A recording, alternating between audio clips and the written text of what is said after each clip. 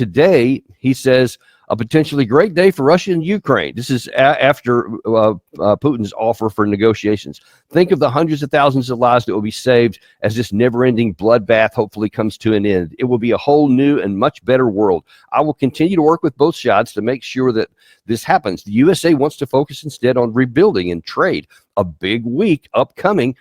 Okay, so did you give the European side motivation to say, yeah, I'm behind you with this ultimatum for the ceasefire on Monday? Or are you with the Putin side of saying, hey, yeah, let's talk on Thursday? It's unclear where Trump is, other than he wants this thing to be over. But then more information coming out about those leaders imply that they know that this is not going to, the demand is not going to be accepted, because they're putting conditions on even on the talks that they know that the Russian side will never agree to. You have Emmanuel Macron uses body language more than anything, and you'll see in this clip here.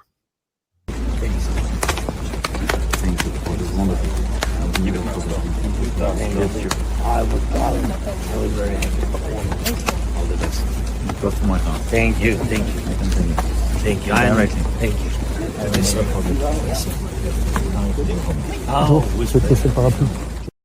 Okay, man, bromance is one thing, and shaking hands is one thing, but that went a little over the top, man. I mean, that was some real affection there. That's what I might do with my brother or my son or something, but not another head of state. I mean, keep it professional, man. But that tells you that he is all in on this. He's not putting any distance at all. Jokes aside, I mean, that imagery is really important. He's saying, man, France is with you all the way. Don't give in anything. Keir Starmer, for his point, said, yeah, we want a peace, but only on peace I can agree with.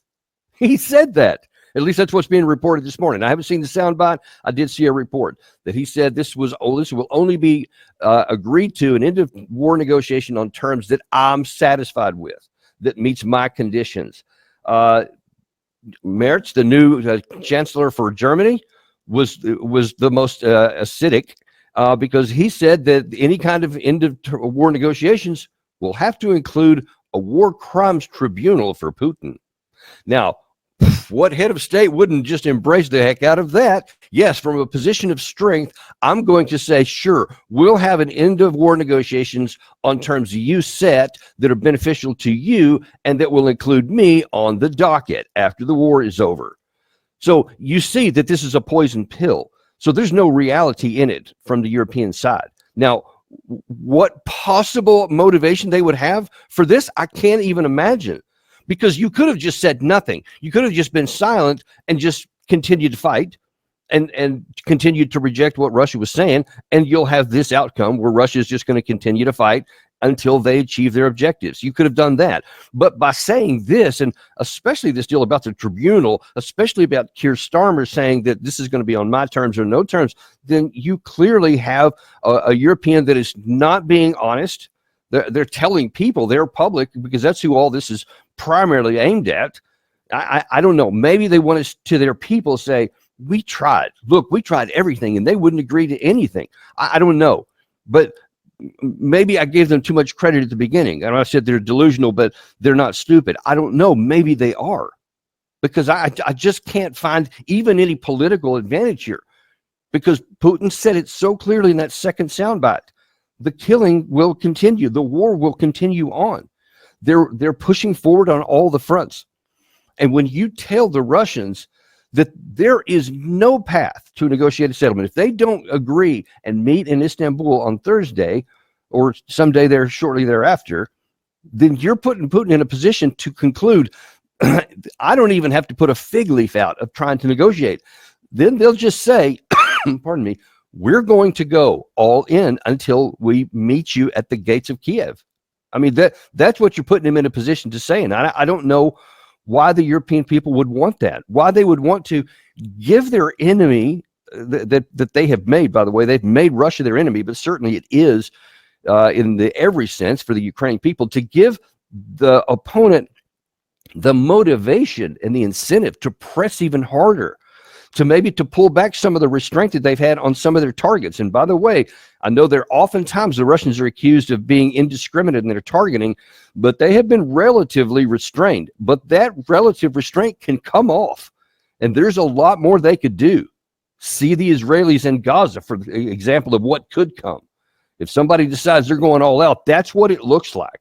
Europe doesn't, or Ukraine doesn't look like that, other than the cities that they fought over, like Bakhmut and Avdiivka, Marianka before that. But the majority of the places are not like that. They have bypassed a lot of those, like even Pokrovsk. They've come up to the city of Pokrovsk, whatever, November or December of last year, and now they're kind of looking that they're moving to the north and south of it, as opposed to going right through the city. They want to take Odessa, but they don't want to destroy it. Well, if you put them in a wrong position, they could say, you know what, we're just going to turn Pokrovsk into Gaza City. We're just going to level the place. They could do that. They could. So there could be worse, folks. Understand this. No matter what the mythology that's coming out of the West, there is a lot more that the Russian armed forces could do. Don't put them into a position to do that. Listen, I do agree with Trump on the one hand that this could be a big week. We could reach an end to this war. We could reach an end to the killing, and no more Ukrainian men need to die. No more Ukrainian cities need to be turned to rubble. It doesn't need to happen. The Russians are willing to do it, but their terms are harsh. But the alternative is worse. That's what you've got to understand. If you don't take these draconian, harsh positions here, then the only thing you're leaving the powerful side is the destruction of the Ukraine forces and eventually their government. That's the dilemma that we're in right now. And so it just remains to be seen how far they're going to go and how willing they are to do anything that makes any sense and how willing they are to acknowledge reality. And I fear, folks, that their limit and their ability to acknowledge reality is just so badly flawed right now that maybe they just can't. I fear what's coming for the Ukrainian people. I do. And it grieves me. As someone who's been to combat 4 times, and I've seen the devastation and the destruction, especially on the civilian population in the battlefield. It's terrible. It's horrible. It should never happen. And listen, I'm not a pacifist. I'm still an advocate of a strong national defense. But a national defense, you only use it when you've been invaded. And of course, you can say, well, yeah, Russia has invaded. And they did. I don't want to rehash all the things that happened in the 15 years prior to that. But right now, we need to say it's time to stop the killing, because wisdom tells you that when you've been beat, let's keep it at a defeat and not a destruction. That's where we're at. Will the Ukraine side, with their Western enablers especially in Europe, will they acknowledge and accede to a defeat, or do they demand destruction on themselves? Because that's where this is heading, folks. That's the reality, the hardcore reality of what we're facing here. Despite all the big hugs and all the talk of unity among those 4 Western leaders, that's the reality. All the smiles and everything are hiding that they are leading Ukraine, and Zelensky is a willing participant in that, to destruction.